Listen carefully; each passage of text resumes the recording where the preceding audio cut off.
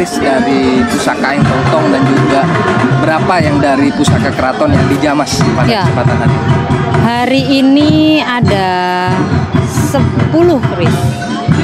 Ada 10, 11 tambahan karena memang permintaan khusus. Jadi sebenarnya ada 10 keris, 5 dari leluhur, 5 dari keraton.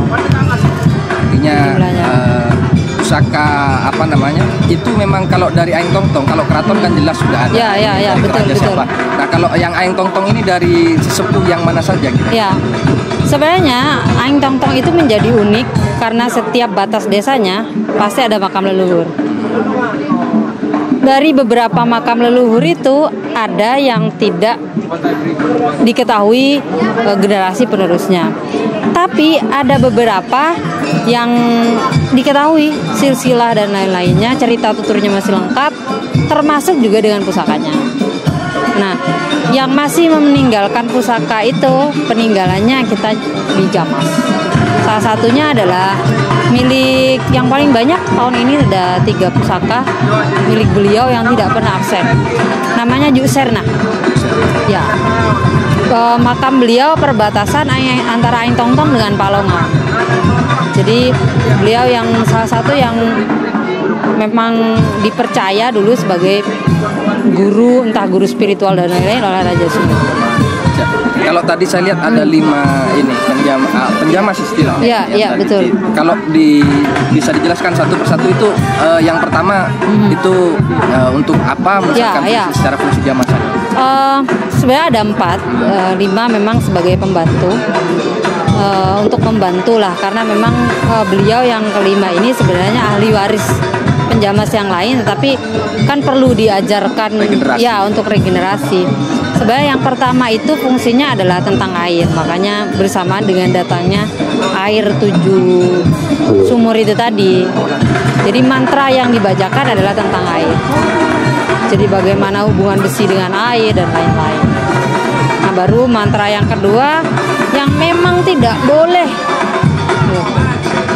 ditulis, apalagi diucapkan. Jadi boleh ditulis kalau sudah hafal, tetapi tidak boleh diucapkan. Nah, itu mantra tentang pensucian. Baru yang ketiga itu tentang pengembalian energi. Jadi udah ngomongin tentang besi, tapi udah nggak ngomongin air. Jadi lebih ke arah energi, nggak lagi fisik gitu. Nah, baru yang keempat, empu yang keempat itu membahas tentang bagaimana perlambangan keris dengan warangkanya. Jadi agak sedikit mungkin ada persamaan dengan beberapa ajaran Jawa, tetapi intinya adalah memang tentang perlambangan bagaimana keris dan warangkanya itu ibarat suami dan istrinya. Kalau lebih ke acara tadi ada talk show juga yang sebelumnya ini mungkin tidak pernah dilakukan di jamasan keris. Betul. Tujuan khususnya mungkin talk show. Jadi sebagai begini,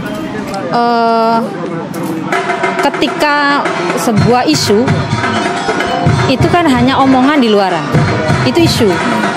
Tapi tidak pernah hanya hangat kuku aja, habis itu selesai. Tapi isu yang didiskusikan di tempat umum ini menjadi sebuah wacana yang menjadi pemicu sebuah gerakan baru. Jadi edukasi itu menjadi penting, tetapi tidak edukasi yang hanya katanya.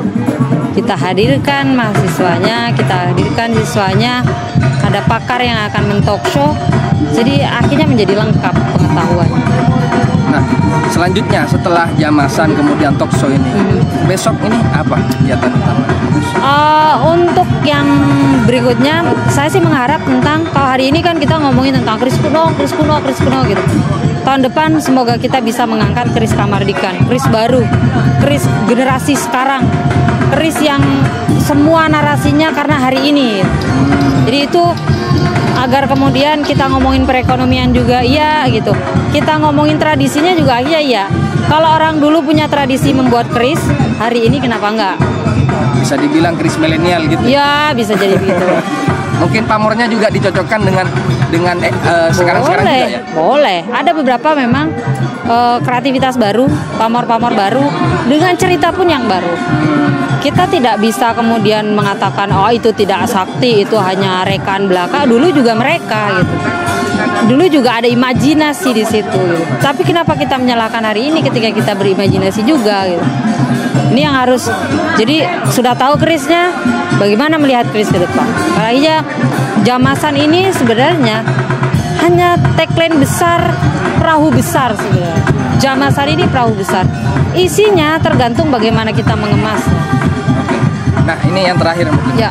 Terkait tadi yang paling banyak diperbincangkan di talkshow sebenarnya terkait dengan regulasi. Ya, mulai dari undang-undang darurat, kemudian harapannya Perbuk segera dirancang dan segala macam. Nah, kira-kira kalau dari para pengrajin keris sendiri, para empu di Aing Tong Tong, apa sih harapannya terkait dengan regulasi ini? Kita kan regulasi itu kan menjadi sangat kompleks. Bahwa kita juga ngomongin lingkungan, misal gitu, tentang arang yang kita tebang dari pohon gitu kan bisa jadi, atau tentang bagaimana industri besi hari ini, berapa limbah. Nah, kita kan kalau selama ini kita ngomongin perda itu kan hanya kita bawa keris nusuk gitu kan, enggak gitu loh. Kita akhirnya berpikir tentang masifnya pengrajin, banyaknya jumlah arang, itu hitungannya nanti. Enggak cuma tentang ini gitu.